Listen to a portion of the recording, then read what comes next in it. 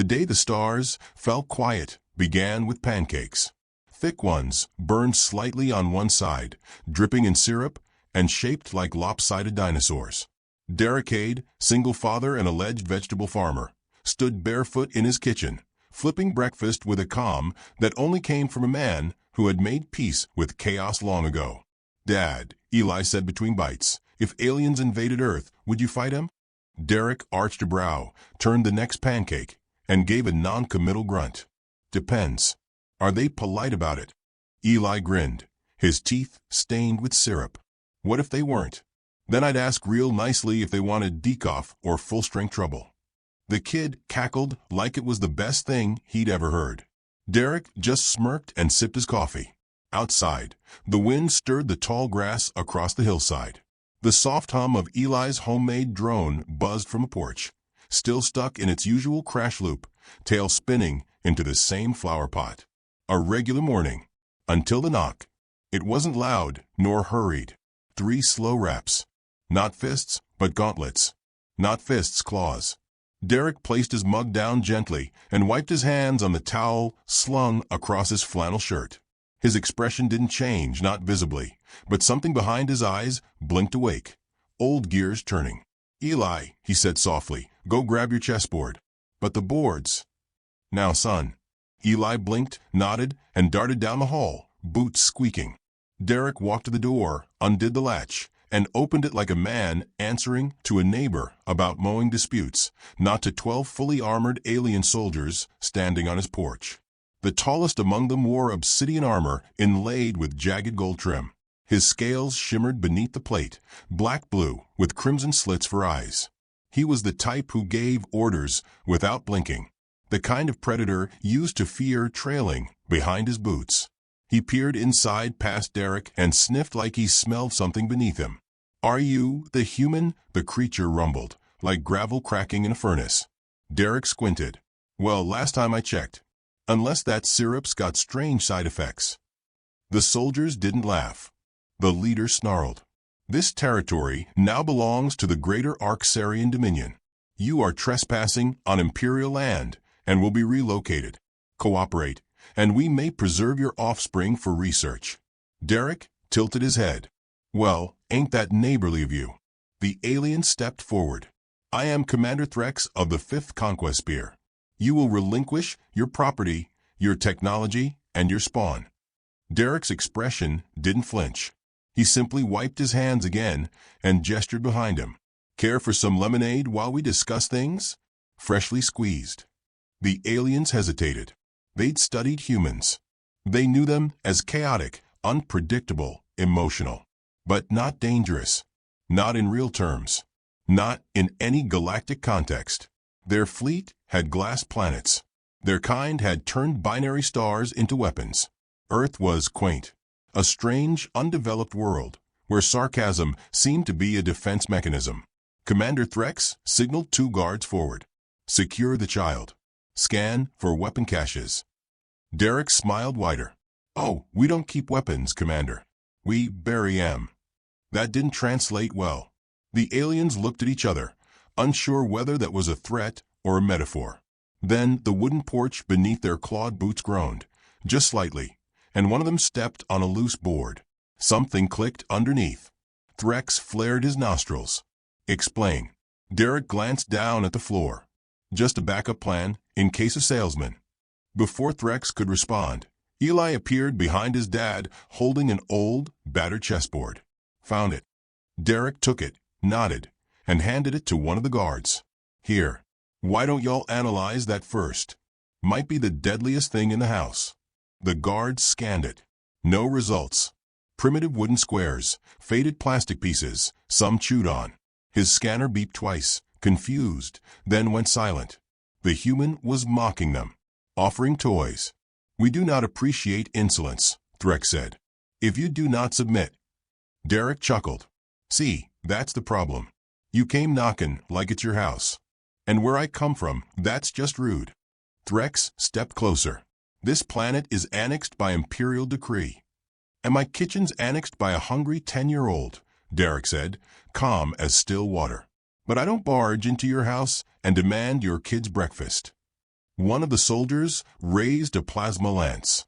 Eli's voice cut in small but clear. "Dad, is this like the time with the mountain lions?" Derrick didn't answer. He looked at the commander, his smile now faint. Not gone, just sharper.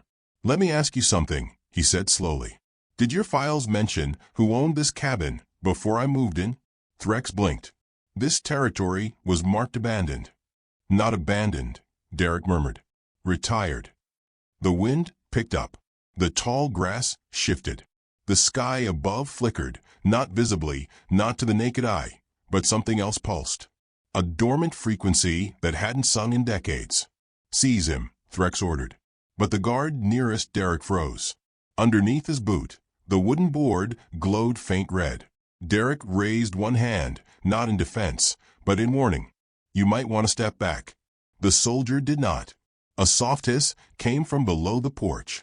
Then a click, a whir, and the unmistakable sound of ancient hydraulics yawning awake. A rusted hatch blew open 10 yards away, buried in grass. Dust and steam shot upward as mechanical limbs unfolded. Blind metal spiders blinking in confusion after decades asleep. A sleek drone, polished but weathered, hovered up with a happy chirp and beeped at Derrick like an old dog wagging its tail. "Well, I'll be," Derrick said. "She still remembers me." Threx roared. "What is this?" "A defense protocol." Derrick didn't answer him. Instead, he looked at Eli. "Son, what do we say when strangers try to take something from us?" Eli didn't blink. "We ask nicely once. Then we dig." Threx turned, gestured frantically. "Destroy the unit. Now."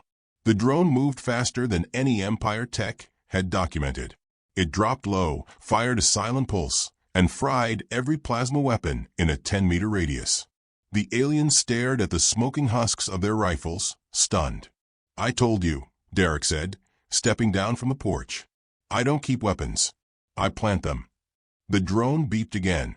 Another hatch opened farther away, spewing soil and cables. Something big shifted beneath the ground. Massive gears grinding beneath layers of earth, like the bones of a sleeping colossus cracking awake. Threx stumbled backward. What are you?" Derrick's tone stayed pleasant. "Derrick Cade. Farmer. Father. Former problem." He walked forward, boots crunching against dirt. His shadow long across the grass, now stirred by winds that weren't natural. "You see, Commander," he continued, "I try to be done. I tried planting roots instead of weapons. Raising my boy. Teaching him peace." He stepped within arm's reach of the alien commander. "But you walked onto my soil, threatened my son, and worse, you thought that made you the apex species." Derrick's voice dropped, cold as the vacuum between stars. "That's your mistake."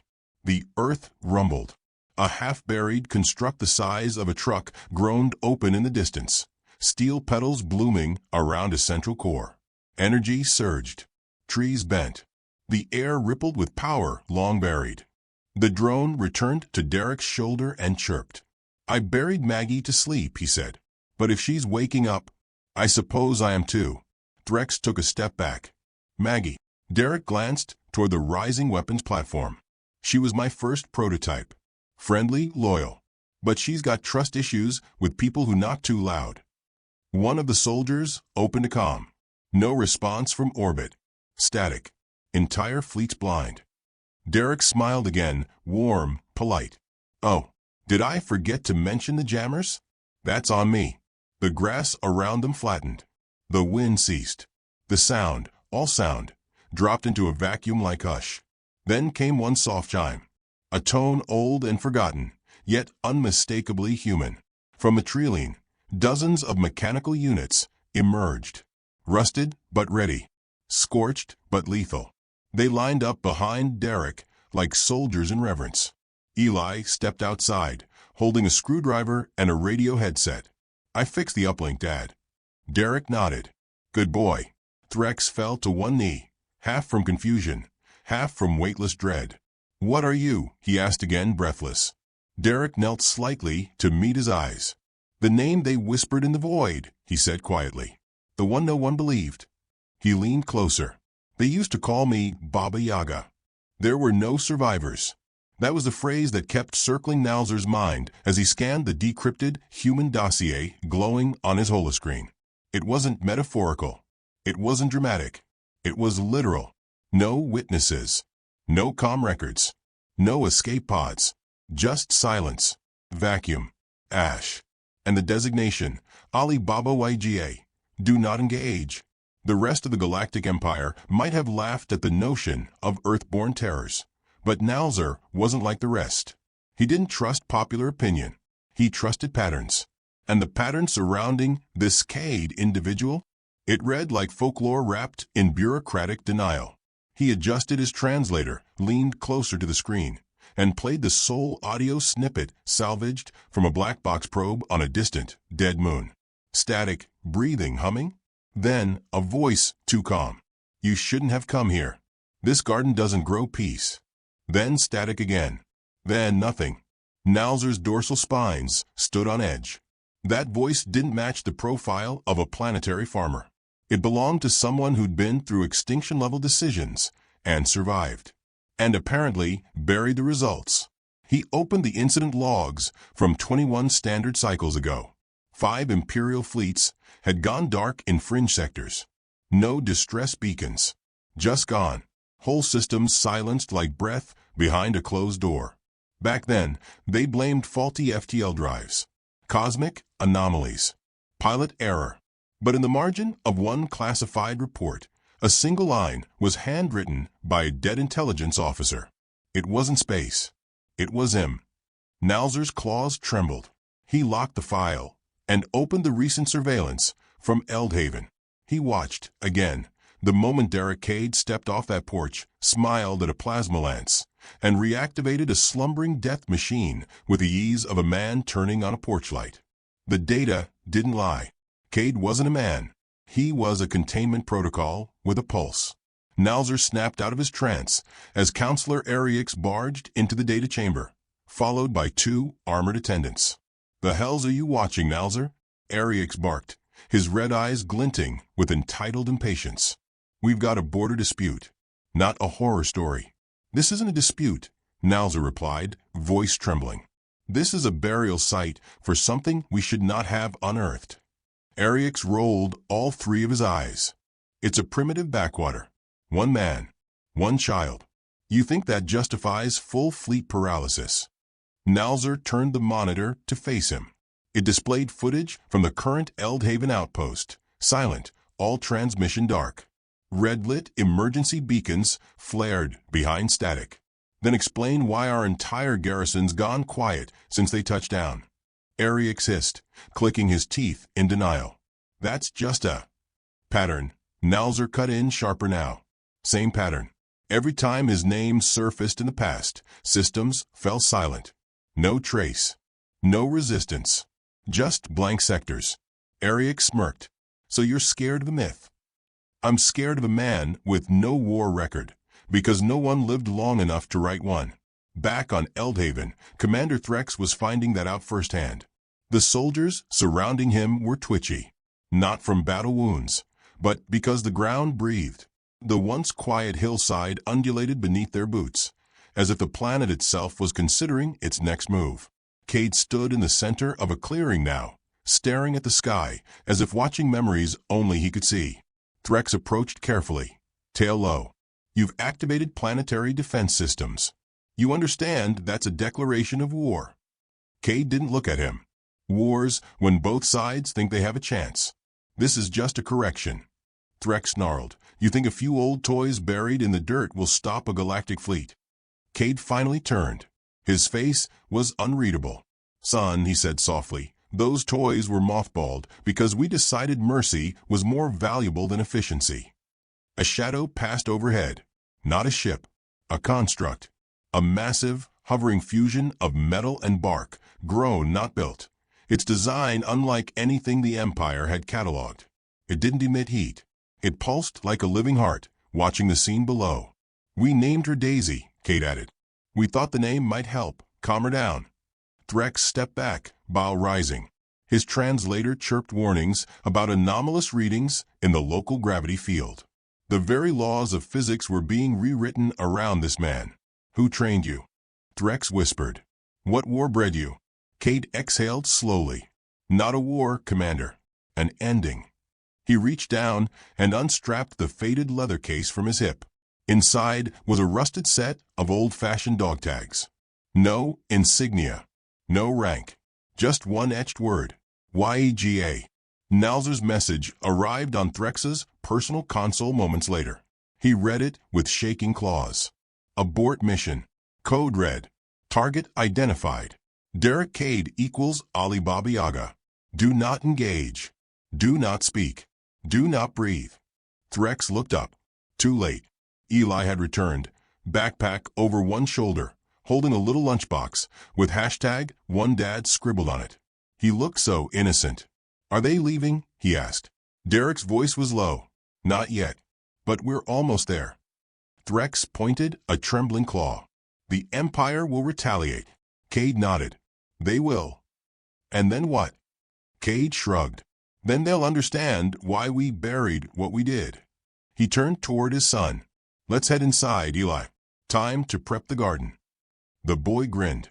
Backhoe or mech plow. Let's start gentle. The father and son walked into the cabin as if they'd just wrapped up morning errands. The drone that had fried their weapons followed behind, whistling a tune that sounded suspiciously like a 1950s jingle. Across the stars, the Empire scrambled. The High Warlord of the Dominion fleet slammed his fist against the star map, watching Eldhaven blink from green to black. What did we awaken? He barked. Nalzur replied over hololink, voice hollow.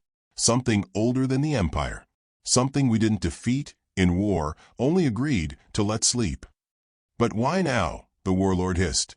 Nalzur's voice cracked. Because we touched his son. Back in the data chamber, Nalzur opened a final classified file.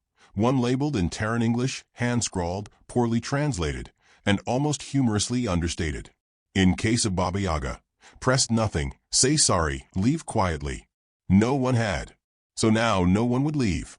At that moment, a second planetary signature appeared near Eldhaven's coordinates. Nalzur blinked. That wasn't there before. Not in any star chart. It was a planet-sized object, rotating slowly, encased in a cloaking field so sophisticated it mimicked background cosmic radiation perfectly. A construct. Artificial. A second seed. Planted long ago. He double-checked the source code from the planetary defense system.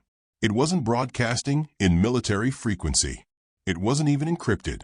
It was using Earth Children's radio wavelengths. One message, on loop. You shouldn't have come here. We were trying to be peaceful.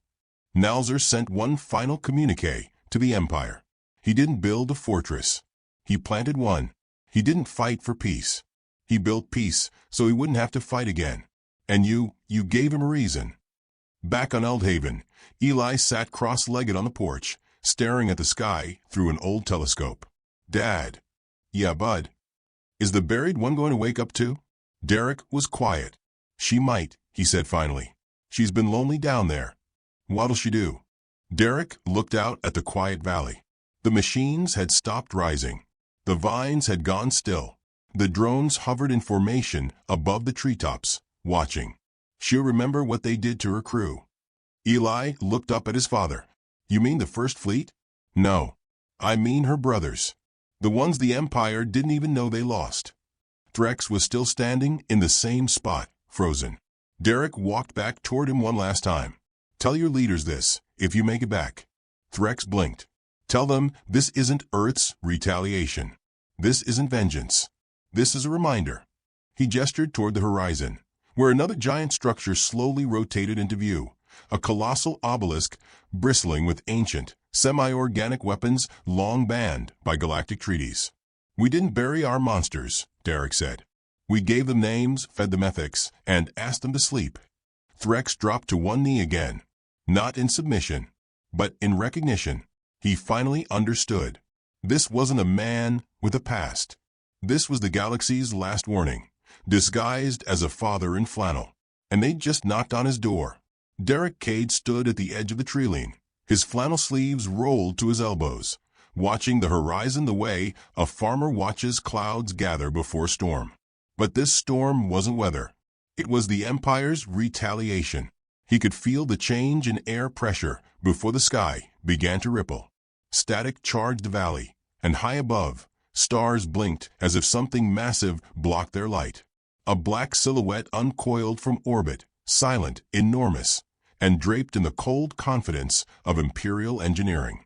The Arxarian dreadnought Crescentfong had arrived. Not to negotiate, not to assess, to correct.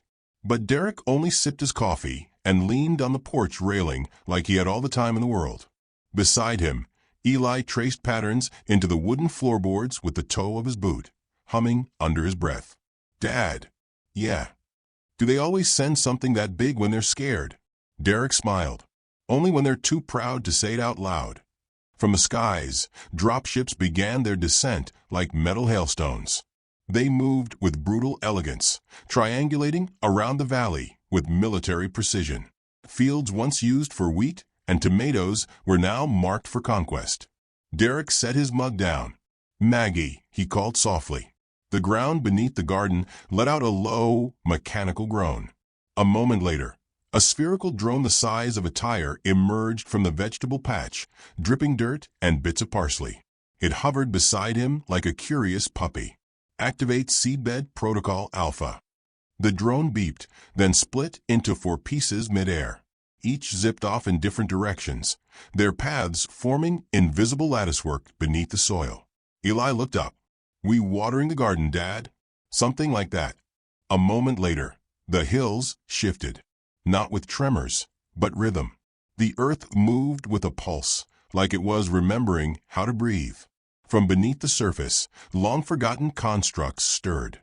Roots of metal snaked through the terrain, anchoring structures long buried. Autonomous mechs shaped like twisted sculptures of war. Some still bore camouflage from long-dead wars, bark-like armor plating, moss-covered joints, rust disguised as fungus. The alien commander, Threx, watched in horror from his crippled forward outpost. Every comm channel was filled with interference. His calls to orbit were drowned in static laced with Earth radio snippets, jingles from old TV ads, distorted jazz, children's rhymes. It was like Earth was mocking them. No, not Earth. Him. "Baba Yaga." "I want that man's head," Threx growled. One of his lieutenants whispered. "We tried. Our lances melted. Our blades froze." Threx snapped, then burned the whole sector. "Glass it. We can't leave this place alive." That's when the meadow exploded. But not with fire. With growth. A wall of vines erupted across the eastern ridge.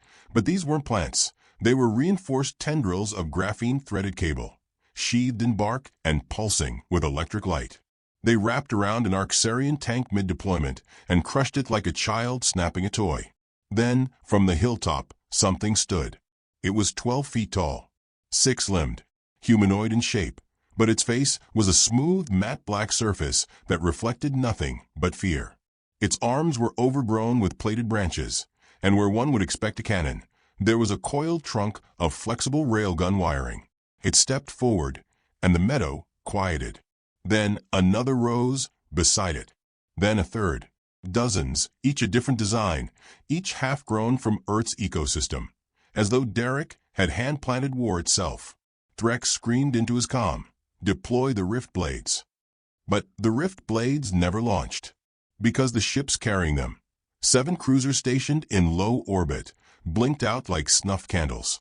Aboard the Crescentfong, Admiral Jirel watched the tactical display glitch. His bridge officers scrambled for explanations, their tentacles jittering across consoles. "We lost contact with Squad Varnock, Admiral." Cause: no impact signatures, no power surge, no distress. They just ceased. He stared at the planetary feed. Cade was no longer in the camera frame. Only his son remained, sitting cross-legged beside a garden gnome with one blinking red eye. Admiral Jirel whispered, "Find him."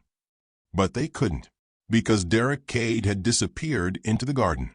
Deep beneath Eldhaven, miles below the tree roots, past old sediment and stone, existed the true heart of Baba Yaga's legacy, the Bloom.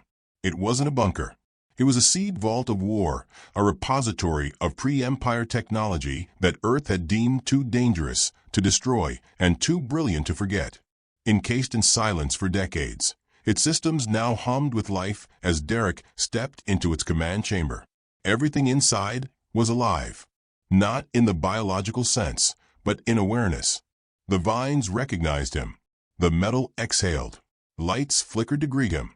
"Welcome back, Commander Cade," said a voice, smooth, feminine, just on the edge of teasing. "You have not authorized reactivation in 22 years, 3 months, and 8 days. What changed?" They touched Eli. "I see. Shall I resume operation, Daisy Chain?" "Negative. We're skipping the warnings this time. Prepare the roses." "Are you sure?" "They dug up my soil. Let's show them what grows here." Above, the Empire's ground teams encountered a new horror. Fields twisted into mazes. Every compass failed. Time itself stuttered, clocks going backward and forward in random pulses. Alien soldiers screamed as their armor corroded within minutes, flora adapting in real time to exploit materials. One tried to retreat and was swallowed whole by a bloom of obsidian petals. Another dropped his weapon. The vine wrapped it, scanned it, and returned it improved, then handed it to Eli. The boy blinked at the weapon. "Dad?" Derrick's voice came through his earpiece. "If it talks, don't name it." "Got it." By the time Threx made it halfway across the field to the Cade cabin, his troops had halved in number. The rest had either defected, yes, defected, begging for mercy, or had simply vanished. No blood, no struggle, just gone. He reached the porch. There was no one there, just the chessboard mid-game, pieces shifted since last time. The queen was gone. So was the Black King. That's when Threx heard breathing behind him. He spun, weapon raised, and froze. Derrick Cade stood there, no armor, no weapon, just a tired man in boots, with hands in his pockets, and an expression that shouldn't have felt like doom, but did. "Let me guess," Derrick said, "your fleet's nervous." Threx swallowed. "We are warriors of the Empire. We do not fear relics." Derrick nodded. "Good. Then this next part will be educational." He tapped his boot once. Across the hillside, a dozen trees split down the middle. They weren't trees. They were launch silos. And what bloomed wasn't a missile. It was a rose. A flower of war, 10 feet tall, glowing red, with steel petals and a core that throbbed like a heartbeat. It turned toward the sky. Above, Crescent Fong flared every alarm it had. "Admiral," a technician cried, "we've detected a garden signature breaching orbit." "That's a flower. It's accelerating past FTL speed. It's locking on." "Jump. Jump now." The screen went white. Back on the ground, Derrick exhaled. "That's one." Threx stumbled back, voice cracking. "What are you?" Derrick tilted his head. "I'm a single dad." He stepped forward, each word like a nail in the Empire's coffin. "You sent troops to my home." Step. "You pointed weapons at my son." Step. "You woke something I tried so damn hard to let sleep." Step. "And worst of all," he stopped inches from Threx's face, "you thought being polite meant I was weak." He reached past Threx and picked up the queen piece from the board. "I buried her once," he whispered. "Now she's blooming again." From the sky, more petals fell, each the size of a dropship, each housing smart matter warforms disguised as flora. They didn't strike. They rooted. Across the Empire's outer colonies, reports streamed in. Gardens appearing where no human had been. Soil turning. Cities quieting. Nalzer watched the feeds from his hidden lab, eyes wide. "He didn't build weapons," he murmured. "He planted them." Behind him, the phrase repeated over and over on the old human radio feed. "Welcome to Earth's second harvest." And Derrick? He just walked back to his porch, sat down beside Eli, and poured himself a new cup of coffee. "Everything okay, Dad?" "Just pulling weeds, son." The sky was no longer blue. It had turned a dull red-gray, like the embers of a dying fire. If that fire were the Empire's pride. Ash floated gently through the air, not from flame, but from the molecular disintegration of warships miles above Eldhaven. Where the Crescent Fong had once hovered like a symbol of dominance, only drifting petals of fragmented hull now remained, falling silently across the continent like galactic confetti. Derrick Cade didn't look up to watch. He didn't need to. He already knew what had happened. The second rose had bloomed. He sat in the worn chair on his porch, a quiet figure in a flannel shirt, as the battlefield unfolded beyond the picket fence. His fingers tapped rhythmically on the armrest, a cadence from a war no history book dared record. The air around him felt heavier, not with gravity, but with understanding. Because now they knew. Every alien commander, every armchair warlord back in their vaulted star citadels, every overconfident strategist who thought Earth's silence meant surrender. They all understood, finally, what the term Baba Yaga really meant. It wasn't just a name. It was a promise. And a warning. Eli emerged from the cabin, his expression thoughtful, a little piece of toast in one hand and a jury-rigged communicator in the other. "Another fleet's inbound," he said casually. "Not Arxarian, though. A council species. Broadcasting a we come in peace thing." Derrick raised an eyebrow. "Do they sound like they mean it?" Eli tilted his head. "Hard to say.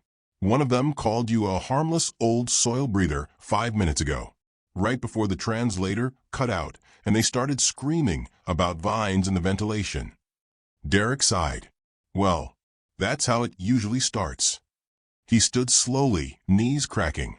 For all his lethality, the man still moved like someone who'd hauled a lifetime of lumber and groceries, not war. Except his shadow stretched long across the ground now, longer than it should, almost as if the valley remembered who he was before he became a father. Eli followed him as he stepped down from the porch. The boy didn't ask where they were going. He didn't need to. The soil ahead had begun to split. A circular pit unfolded like the aperture of a mechanical eye, petals of dirt and root retracting into the earth. At its center was a sealed door, old, human, and humming with a heartbeat none of the alien tech had ever understood. Derrick approached it without hesitation and placed his palm on the metal. It opened without a sound. Inside was the original vault, the one no AI managed, no vine protected. This one was cold, steel, traditional, and within it sat the one thing Derrick had never used. Not during the wars, not during the fall of the Empire's first scouts, not even when they came for his family. Eli stared at the object inside. It looked too ordinary. A long black case, dusty, sealed with mechanical locks older than he was. "What is it?" he asked. Derrick opened it. Inside lay a rifle, primitive in design, but every inch of it glowed faintly with impossible precision. Its barrel was engraved with a single line of text in Terran script. "Speak softly, but carry this." "It's just a gun?" Eli asked, confused. "It's a key," Derrick replied. "And a message." He reached in, lifting it with both hands. It hummed to life, sinking with him, recognizing his grip, his pulse, his memories. And then it began to glow, not with energy, but with data. A map unfurled in the air, projected in soft blue light. Not a map of Eldhaven, a map of the galaxy. More specifically, a map of the gardens. Each point blinked across thousands of star systems. Earth hadn't just hidden weapons. It had cultivated them, tended them, buried them like seeds in the dark, forgotten corners of civilized space. Waiting for the signal. Waiting for permission. The rifle's glow pulsed twice. "Authorization required to initiate last bloom directive," said a voice, metallic but intimate. "Confirm, Baba Yaga." Derrick didn't speak. He turned to Eli. "You say it," he said. Eli blinked. "Me? You're the reason they're afraid now. You're the future they tried to steal. You should be the one to finish this." Eli stepped forward, throat dry, heart pounding. The weight of legacies he never asked for fell on his shoulders. And yet he understood. He looked at the map, at the dots where the Empire had enslaved, annexed, or erased. And he whispered, "Confirm, Baba Yaga." The vault trembled. Far above, sensors across the galaxy woke.